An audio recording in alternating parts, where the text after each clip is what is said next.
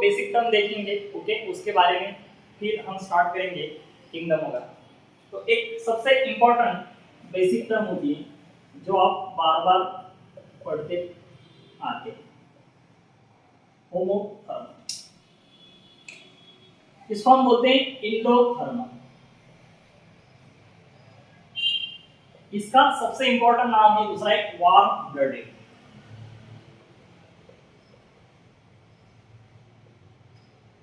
अब देखो इसको क्यों कहते हैं। The animal which able to constant body temperature,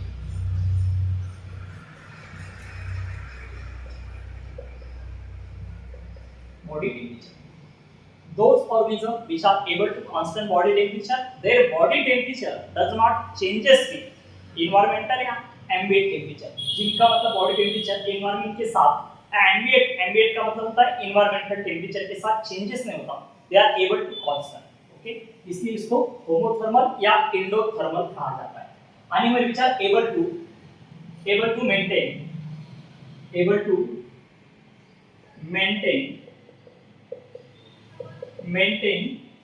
constant body temperature, their body temperature does not change with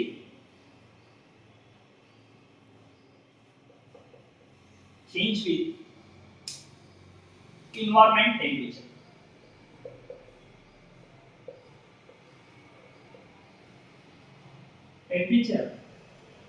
या एम्बिएंट टेम्परेचर। तो पूरे ये टर्म लागू होती है पूरी कॉर्डेटा में। तो कॉर्डेटा में दो ही क्लास होते हैं जो होमोथर्मी शो करते हैं, एक है बर्ड्स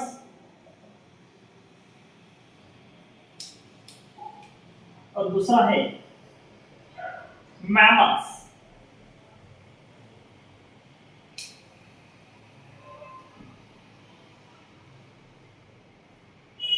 कभी कभी क्वेश्चन पूछते हैं which of the following show, okay, homeothermal, तो बोलेंगे आप बर्ड्स या मैमल्स, ओके। कभी कभी दोनों में क्वेश्चन पूछते हैं which of the following similar in mammals and bird, तो आप बोलेंगे होमोथर्मी, ओके। तो होमोथर्मी या इंडोथर्मल एक ही मीनिंग है, वार्म ब्लडेड भी एक ही मीनिंग है। चलो इसको नोट कर लीजिए आप, ये इंपॉर्टेंट भी है और पूछा भी जाता है और क्लासिफाई करने में भी इसकी बहुत हेल्प होती है बात। नेक्स्ट एक टर्म है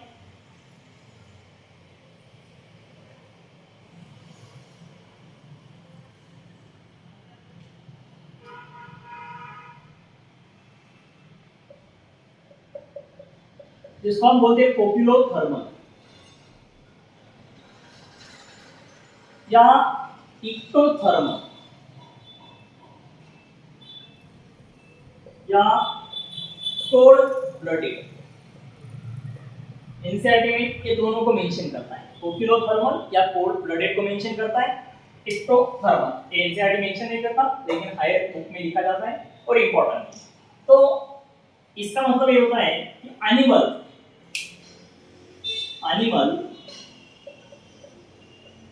does not able to constant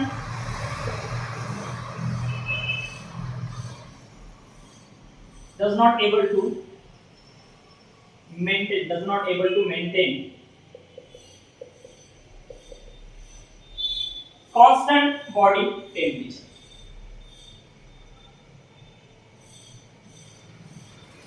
Constant body temperature, their body temperature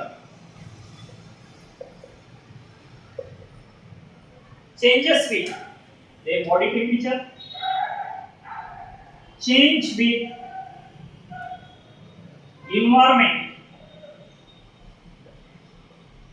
या एम्बिएंट का मतलब वही होता है सेम इन्वायरमेंट, ओके। हाँ, इकोलॉजी में ऐसे वर्ड यूज होते हैं, एम्बिएंट टेम्परेचर। तो कॉर्ड डेटा में आप मैमल्स और बर्ड को छोड़कर जो भी बचे सब इधर दे दीजिए। एग्जांपल फिश, पूरे के पूरे पाइसेस,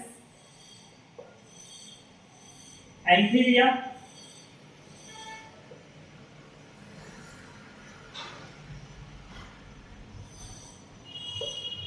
और दूसरा रेप्टाइल्स। ओके, ये तीनों ओकिलोथर्मल है, they are unable to maintain the constant body temperature. ये तीनों को आप छोड़, एक तीनों को इधर डालेंगे आप, दो उधर डालेंगे। उधर कहां पे? होमोथर्मल में। तो homeothermal organism they are able to maintain constant body temperature and poikilothermal are they are unable to maintain body temperature. Their body temperature changes हो रहा है एम्बिएंट टेम्परेचर के साथ, इनको अडैप्ट करना पड़ रहा है। जैसे अडैप्टेशन में आपने कभी-कभी दो वर्ड सुने थे अडैप्टेशन के बारे में। हाँ, ये बात नहीं कि इसको ही लागू होंगे वो, लेकिन ये वर्ड सुना था आपने कभी? हाइबरनेशन, इकोलॉजी, ये क्या कर रहे हैं? चेंजेस कर रहे हैं, ओके, एनवायरनमेंट के साथ। इसका मतलब क्या होता है? Winter sleep. क्या होता है? Winter sleep. दूसरा वर्ड क्या होता है? एस्टिवेशन।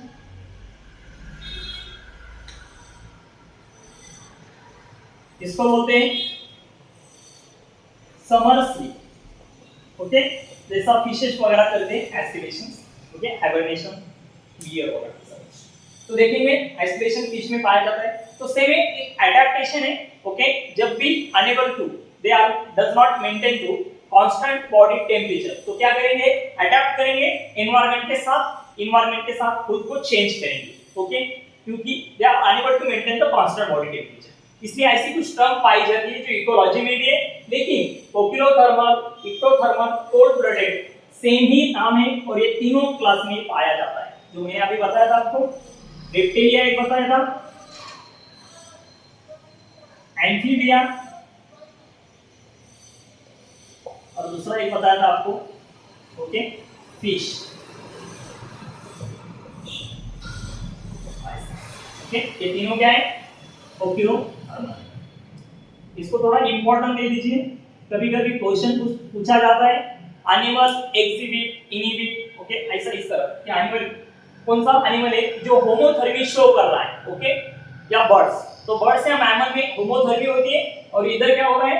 कोल्ड ब्लडेड हो रहे हैं, तो ओकिलोथर्मल होती है। तो ये दोनों चीजें थोड़ी याद रखना। चलो, बेसिक टर्म खत्म हुई, हम अभी स्टार्ट करेंगे एकदम जो शुरुआत से हमें कैरेक्टर वगैरह पूछे जाते हैं। मैंने उस दिन डिस्कस किया था, सबसे पहले होता है सेल। कुछ सेल, ओके, क्या करते हैं? टिश्यू कंबाइन करते हैं, tissue come together and form organ, and cell, tissue, organ and organ come together form organ system.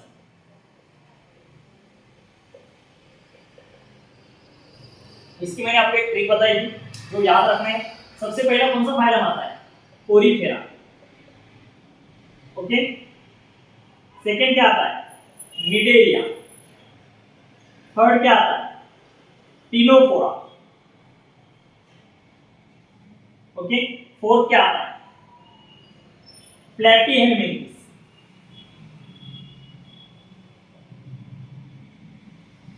Fifth क्या आता है? एस्किलमैंथिस। To cord.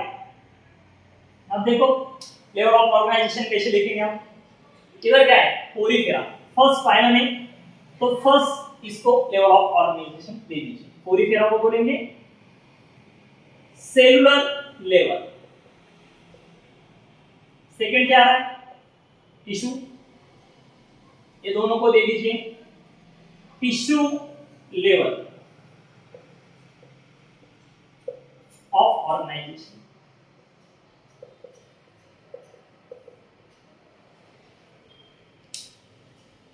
इधर थर्ड क्या है? ऑर्गन, इसको दे दीजिए ऑर्गन लेवल ऑफ ऑर्गेनाइजेशन। और लास्ट जो बचा है organ system, Aschelminthes 2 chordata, okay, organ system level of organization. So organ system level of organization.